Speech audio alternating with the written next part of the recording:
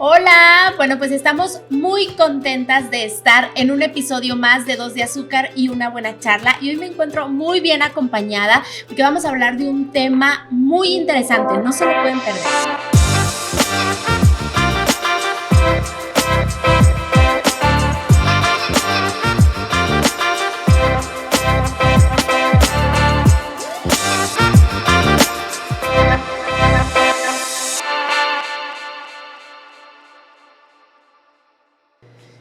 Pues bueno, empezamos, Tali. Sí, pero antes de empezar, creo que te hace falta tu café. Tali, tienes razón, mi café. Oigan, es que después no funciona el hámster, así que necesitamos el delicioso café. Hola, buenos días, bienvenido. Así como que de repente apareció Mariana con el café. Muy bien, muchísimas gracias. Chispitas con el café. Oiga, pues rápidamente les digo, estamos nosotros ubicados en el Paseo del Tecnológico de Monterrey, número 461, ampliación La Rosita. Estamos en Cambamba, café delicioso, Mariano. Deli. Si te queda de paso, llega por este cafecito y ahí te lo vas. Oye, aparte, algo delicioso de aquí de Cambamba es que lo preparan al momento, o sea, bueno, así como ahorita dijo Tali, el café de Vero, y llegó Mariano, así de rápido. Pero es un café fresco. Exacto, y es café traído de Veracruz, de una ciudad que se llama Cozatlán de Carvajal, Veracruz. Y pues bueno, esto es lo que lo prueben, les guste. Está delicioso. Bienvenidos. Sí. Vénganse a Cambamba a tomarse un buen café. Gracias, Mariano. Gracias por mi café. Oye, es que ya me conocen, que sin café no hablo, no funciono, que sin café estoy muy... Ándale, me pongo hasta de malas, ¿verdad, Tali? Sí. Pero bueno.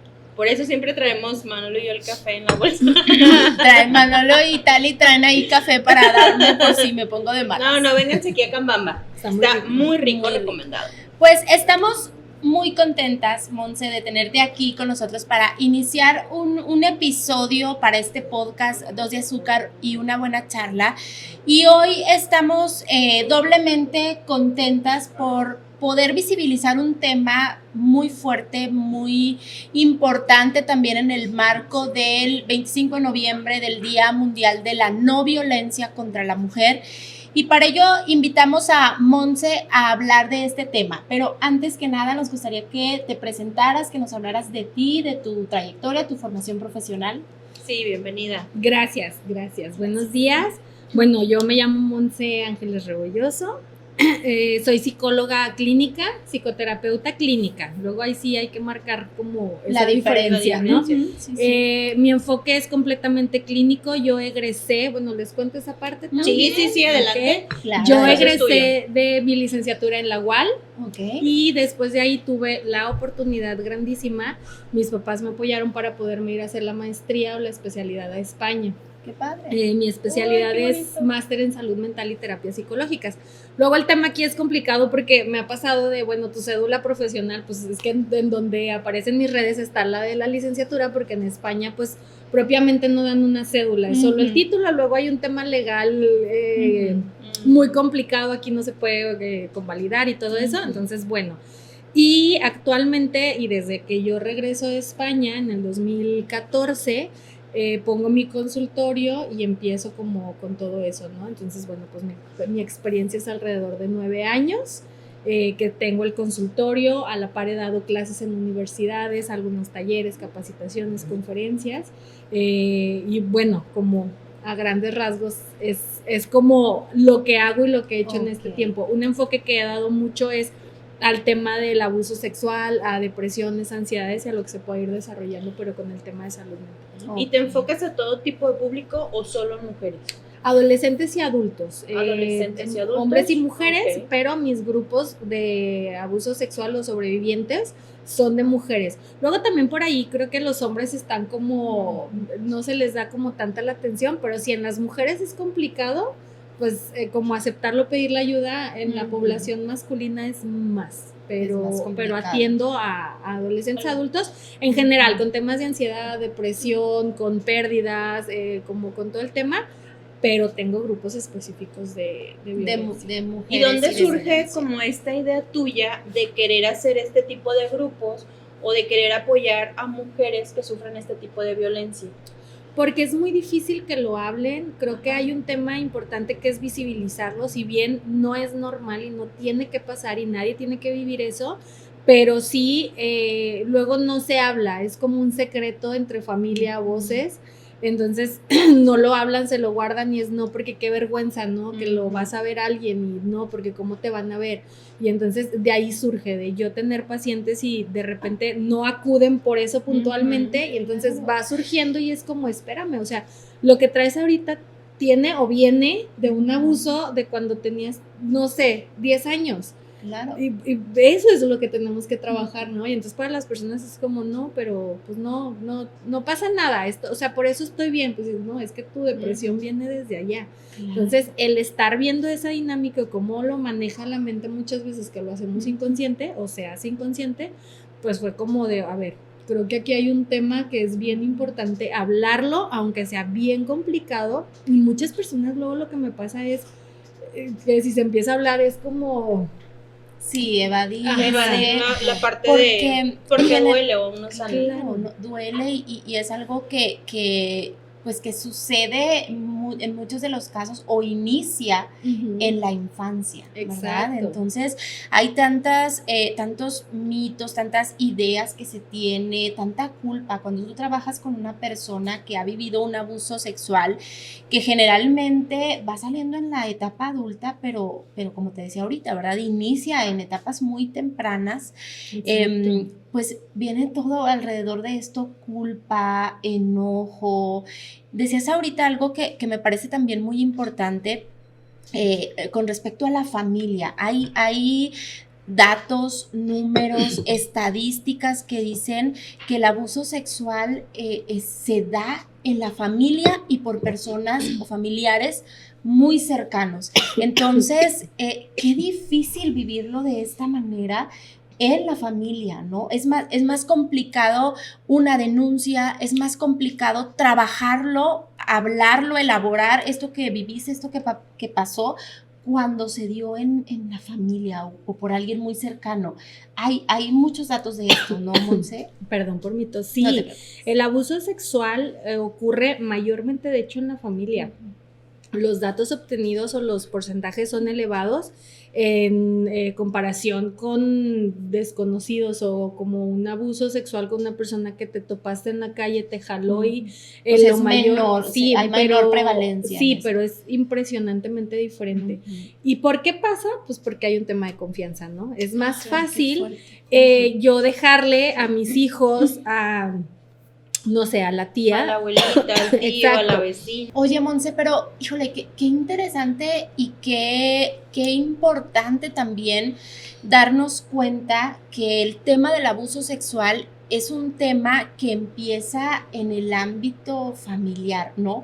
Hay estadísticas, hay datos que nos dicen que ahí empieza, se da en un ámbito con personas cercanas, con personas de confianza y esto pues todavía crea mayor culpa, es más fuerte para la persona que lo está viviendo porque se trata de alguien cercano y entonces pasa esto de no me va a creer, es que es mi familiar, nadie me va a creer, como si es el tío intachable, es el tío querido, o es mi papá, o es mi hermano, porque, híjole, hemos escuchado tantas historias de este tipo, ¿no? Sí, y en el caso de la familia se da más por el tema de la confianza, como confías en dejar a tu hijo con la tía, la abuelita, pues dices, nunca va a pasar, o a mí no me va a pasar porque pues está con su tío o con su tía, pero resulta que el tío tiene al hermano ahí, que no es parte de la familia, es por la parte política, y entonces se van a la tienda, dejan al niño a la niña, y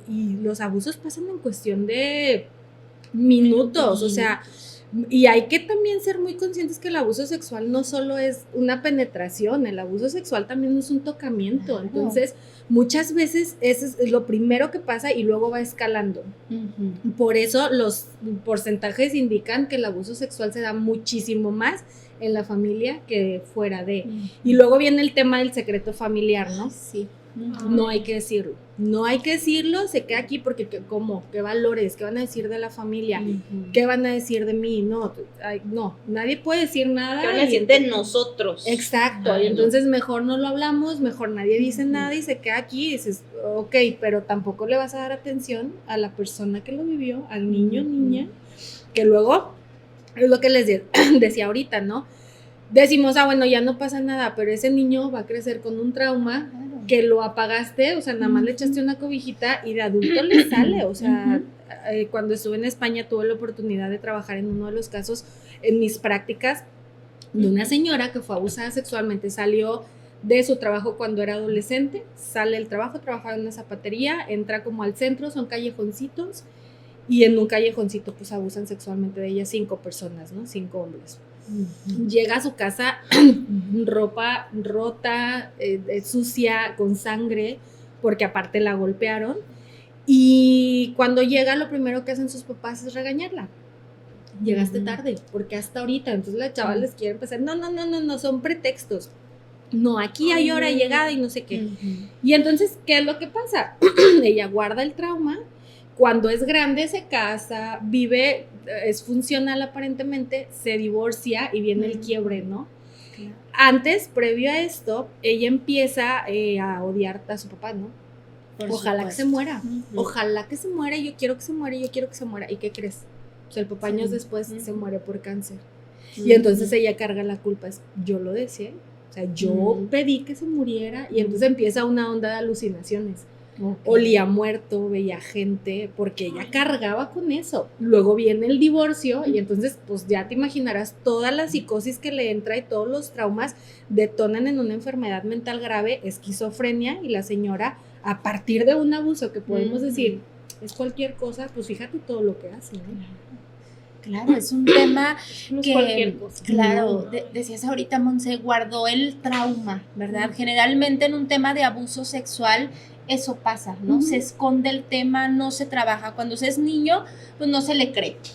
Está mintiendo, se lo está imaginando, o sí, pero si es de la familia no se convierte en un secreto familiar, ¿verdad? Exacto. A lo más que puede hacer la familia es como se alejan de la persona, ya sería como algo positivo para la víctima, ¿no? Y cuando es como este caso que nos compartes por alguien en la calle, una persona desconocida o varias personas, pues también qué vergüenza que digas que abusaron de ti. No lo digas, esconde lo que pasó y escondes el trauma, pero tu cerebro no esconde el trauma, ¿verdad? Hay estudios que nos dicen que hay modificaciones a nivel cerebral cuando hay un trauma. Y entonces son personas con un diagnóstico de ansiedad, depresión, o en algunos de los casos pues se detonan otros trastornos como esquizofrenia, bipolaridad. Y entonces dices, cuando empiezas a trabajar con esta persona te das cuenta que pasó algo de este tipo. Exacto. Sí. No, y te quería preguntar esta parte, ahorita que estabas platicando sobre los grupos, ¿cómo es la manera en la que tú canalizas esta información que a ti te llega? O sea, ¿tú los identificas, los invitas al grupo, o los trabajas de manera individual, o si una persona está pasando por esto, o sea, como que ¿qué es lo más recomendable? ¿Abrirlo primero a grupo, que fuera individual? No sé. Fíjate que de entrada que lo hablen en terapia es complicado, porque muchas veces, ahorita les comentaba eso, no llegan a la terapia por un abuso. Llegan a la terapia, exacto, llegan a terapia por 500 cosas más, y el abuso es lo menos importante, pero porque no lo ubican o no hay una conciencia. Entonces cuando de repente me ha pasado de, ay, Monse, es que he tenido un sueño, pero no sé si, pues es que lo veo muy real, entonces, pues no sé, pero ¿cómo es tu sueño? Pues es que soñé que abusan de mí de esta manera, entonces lo empiezas a ver y, ok, y la siguiente sesión, oye, ¿te acuerdas de tu sueño? ¿Has soñado más? Sí, ya es un sueño recurrente, entonces dices, ok, no es un sueño, y te lo empiezan a decir, y lo empiezas a hablar, y a partir de hablarlo ¿sabes qué, Monse? Es que no fue la primera vez, o sea, no fue única vez, hubo más, y lo empiezan a sacar. Y entonces ahí es como, ok, hay un grupo, pero no todos funcionan dentro de un grupo. También es ubicar eso, no a todos les funciona un grupo, como no a todos les funciona una terapia individual. De entrada, te digo que expreses el abuso es bien complicado. De ahí es cada quien cómo decidir cómo lo quieren hacer. a mí me ha costado demasiado el tema de una terapia grupal, porque están, luego se alejan, luego regresan, y luego como que sí quiero, como que como no. que tocas mi herida y no. Ay, qué Exacto. Y luego me pasó con una chava que mandó un mensaje una vez, ¿no? Oye, Monse, pues vi esto en Facebook y pues tienes un grupo y puedo ir, y yo, claro, encantada, vente, te invitamos, no sé qué. Y luego la esperábamos y no llegó, y le escribo, oye, ¿todo bien? Es que sabes que mi esposo no sabe que quiero ir, sabía del abuso, pero no sabe que quiero ir, porque cuando le he contado, es que estás exagerando, ya no lo hables, porque entre más lo hables es peor, ya. Entonces, si le digo que, exacto, si le digo que voy a un psicólogo, voy a terapia, pues se va a enojar, entonces pues no sé cómo manejarlo. Entonces empiezas desde ahí, ¿no? De, a ver, es que este es un espacio para ti, mira, podemos hacerlo de esta manera y tal, y entonces muchas veces ahí queda, porque ya no le quieren decir a la pareja, porque no hay un apoyo, porque lo que tú quieras, y entonces, o incluso a la familia, ya no le muevas, ¿no? ¿Para qué hablas de eso? Ya, pasó hace muchos años, ya. Y es que, fíjate, es un tema que sí es importante, es doloroso, pero que sí es importante reabrir, ¿no? Sí. Este tipo de espacios, las redes sociales, los también, o sea, grupos, las publicaciones que de repente se hacen, información que se están dando. La verdad es que yo creo que es un espacio importante para visibilizar este tipo de temas, aprovechando en el marco del 25 de noviembre, del Día Mundial de la No Violencia contra la Mujer.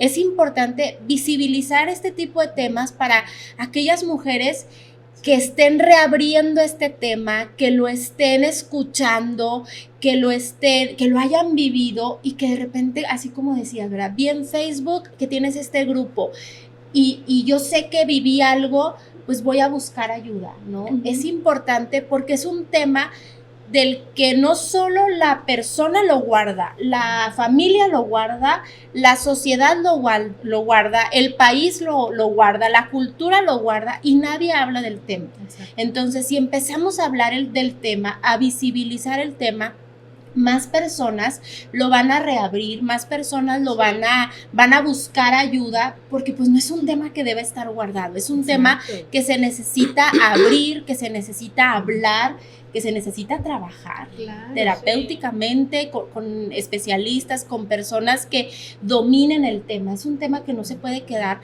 ahí guardado. Entonces, qué bien que tienes este espacio, que es un tema que tú trabajas, para que muchas personas que puedan ver esto digan, bueno, yo si es doloroso, sí, no me animo.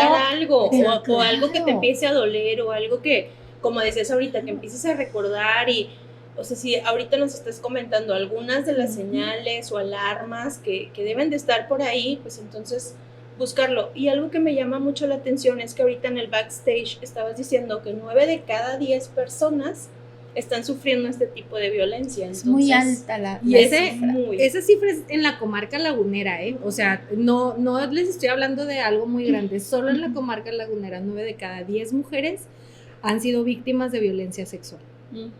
Que luego aquí es donde sí me gusta mucho cambiar ese enfoque, porque si lo dejamos como víctimas, encasillamos. Yo más bien les llamo sobrevivientes. Darles como este valor y decir, a ver, sí lo viviste, pero estás aquí, ¿no? Yo les digo mucho a la gente, a mis pacientes, el pasado es pasado y no va a cambiar. Pero ¿qué quieres hacer con tu pasado en tu presente para un futuro? Claro. Porque al final de cuentas son eventos desafortunados que se viven, muchos, no solo el tema del abuso sexual, pero es como, no me gusta esta parte de saca lo bueno, porque ¿cómo saca lo bueno eso? Sí, no hay nada bueno. Claro, o sea, no es...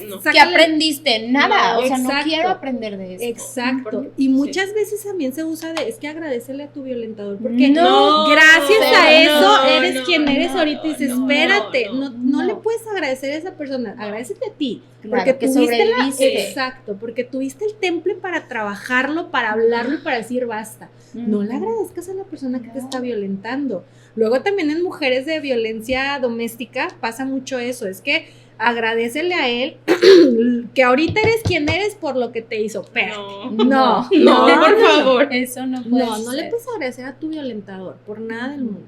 Claro, y es un tema que incluso no prescribe, ¿verdad? Exacto. O sea, es un tema que si sucedió en la infancia, y tú te animas a hablarlo en la adolescencia, en tu vida adulta, adulto mayor, en cualquier edad, es un tema que no prescribe. Exacto. Y que necesitas trabajarlo en cualquier edad, o que si lo recuerdas, que es algo que tenías bloqueado y de repente lo empiezas a trabajar en terapia, como decías ahorita. Bueno, llegan a la terapia por otros asuntos.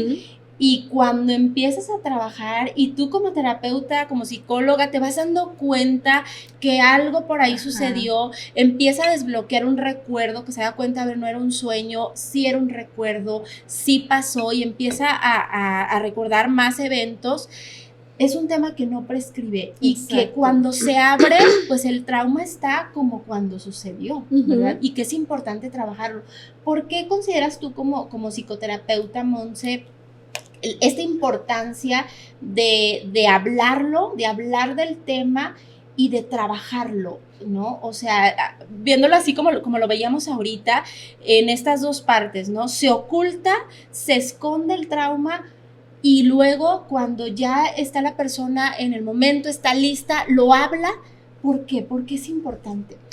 Yo siempre les digo, es como cuando traes una maleta o cuando vas al súper y traes una bolsa y la vas cargando tú, que está súper pesada y vas como de ladito, que llega alguien y te dice, tú de un lado y yo del otro, y compartes eso, se te hace más ligero el camino, ya no vas de ladito y batallando, ¿no? Ya vas caminando de la mano con alguien y dices, ok, no estoy sola para eso. Si bien yo le digo mucho a la gente, no va a cambiar, o sea, que tú lo hables, no nos vamos a regresar a decir, ya no va a pasar, no hay una máquina del tiempo, pero sácalo, porque ya viviste muchos años con esa información y la estás cargando y tu cuerpo se está enfermando, y no es justo que la máquina más importante que tienes, todavía esa persona que te violentó hace 20 años, te siga violentando hoy en día y sin estar presente, Claro. porque el recuerdo lo sigues teniendo y lo vives, o sea, Claro. Son personas que cada que lo recuerdan, lo vuelven a vivir.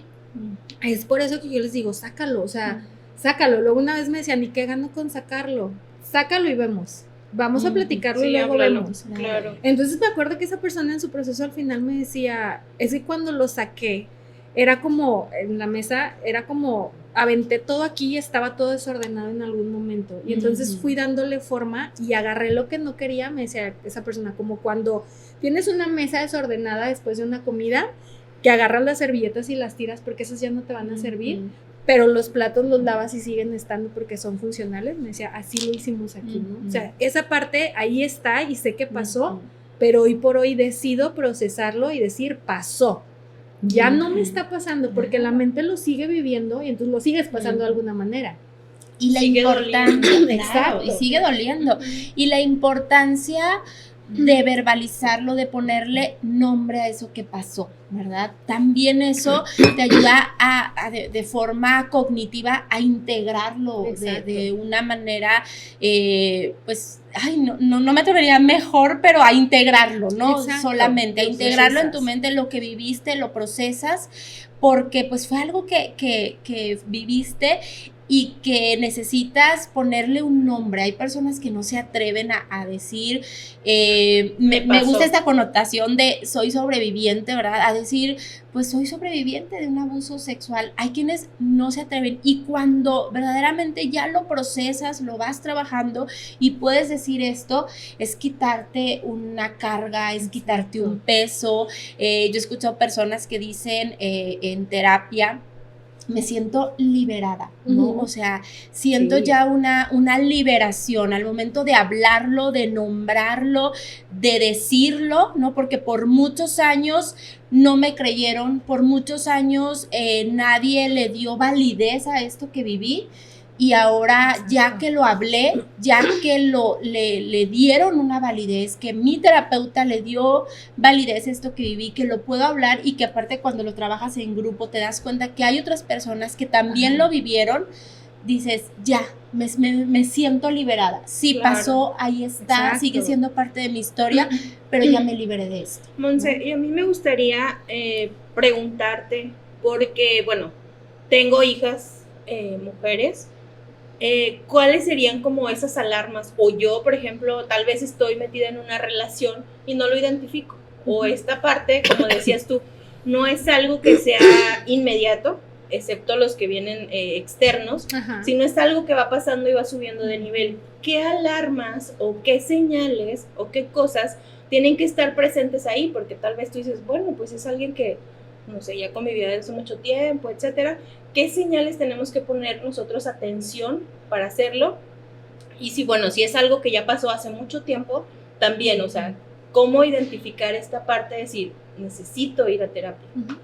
Primero que nada, estar abiertos a la posibilidad. Ajá. Es decir, todos tenemos ese riesgo, ¿no? Yo Ok. tengo 2 hijos chiquitos y sé que estoy expuesta a que algo les pase a mis hijos, ¿no? Ujú. Y a mí también como adulto. Primero es saber qué puede pasar. ¿Por qué?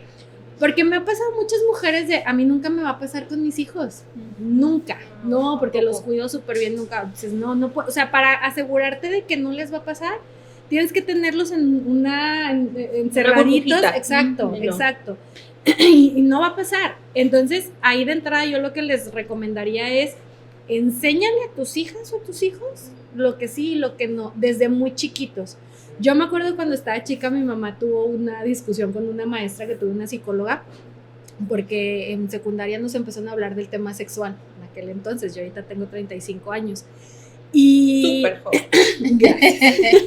Andamos Y- en los 30. Tú, todas muy jóvenes.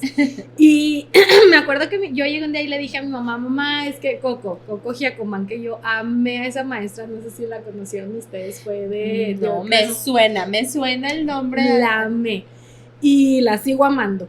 Y me acuerdo que ella empezó a hablar del tema de la masturbación. Entonces yo llego con mi mamá hoy en el colegio, y mi mamá de pelos, ¿no? Claro. ¿Cómo? Entonces fue y se puso a mis coquito.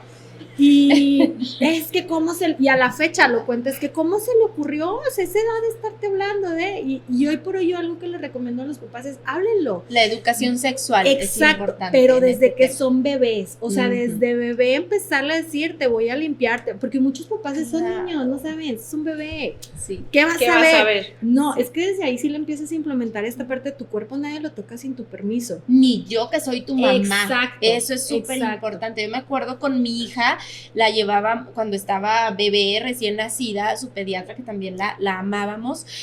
Bueno, la amamos todavía, ¿verdad? Y me acuerdo que estaba recién nacida mi hija, Tali, y me encantaba la pediatra porque la acostaba y ya ves que les revisan Ajá. todo, o sea, bracitos les estiran, le contaba vértebras y todo. Y me decía, y le pedía permiso, Sí. le decía, Victoria, te voy a desabrochar tu pañalero. Y yo decía, está bebé, ¿por qué le pide permiso? Victoria, voy a levantar tus piernitas. Victoria, a ver, y le revisaba el cuellito y todo. O sea, le pedía permiso. Y yo desde ahí, aprendí también esto. O sea, aunque estén bebés y no sean conscientes de esto, es muy Exacto. importante que sepan que nadie puede tocar su cuerpo. Exacto. Nadie. Ese es como el inicio. Luego entender que los niños y las niñas pasan por etapas. Luego como por ahí de los 4 o 6 años viene la etapa de la autoexploración, que se empiezan a conocer y empiezan a descubrir pues que hay sensaciones, ¿no?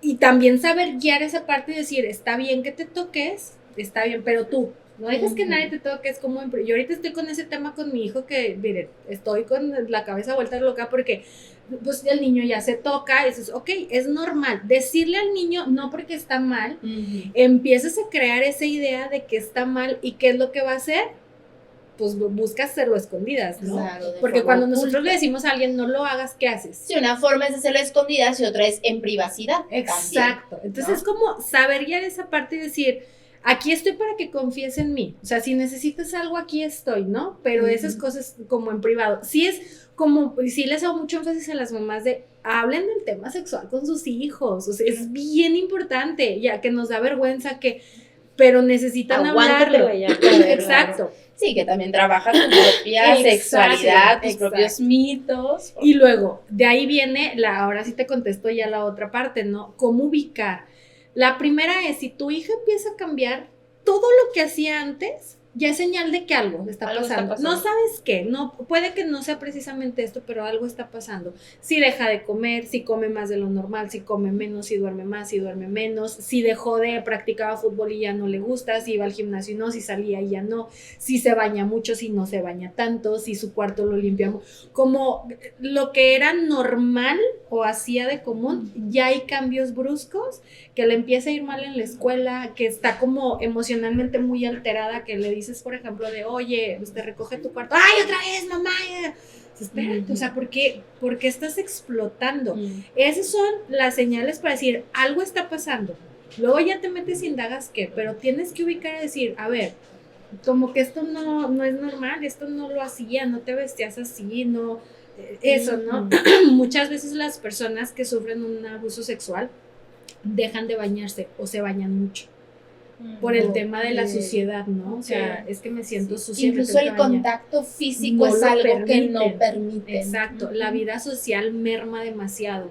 Entonces ya no ven a los ojos, ya no te puedo abrazar y me enojo y como todo eso. Entonces, esas son las principales señales como para decir, aguas, algo está pasando. Ok, y bueno, si hay alguien que acaba de identificar alguna de estas alarmas o señales y quisieran contactarte, ¿dónde lo pueden hacer? Mi teléfono es 8711-586917, es mensaje o llamada, directamente yo lo manejo, ya no tengo quien lo maneje, y creo que durante mucho tiempo lo hacía y perdía mucho contacto con la gente, entonces bueno, lo recuperé. Y en mis redes sociales estoy como sic.monseangeles y en Instagram como Maitea Psicología Clínica. Ok. Ahí me pueden encontrar. Muy bien, pues ¿cómo te sentiste, Monse? Estamos terminando este episodio, un tema muy fuerte, muy fuerte. Y como que lleno de muchas cosas. De muchas cosas. Ojalá y ¿Cómo te sentiste? Pues muy bien, a mí me gusta mucho, me encantaría que este tema no se tuviera que hablar porque que no existiera. Claro. Pero no, les decía ahorita, no es normalizarlo, es hablarlo. Me siento muy tranquila y muy feliz de que me den como este espacio para hablarlo, para decirles a las mujeres, no estás sola. Los grupos, eso es lo bonito, ¿no? Me siento acompañada, porque no me doy cuenta que no soy la única que lo está viviendo, esta otra persona, y somos muchas sobrevivientes y tomamos fuerza. Me siento muy feliz, bonito, digo, a mí al final de cuentas, yo les decía al inicio, no me van a callar, yo hablo mucho y sí les agradezco el espacio.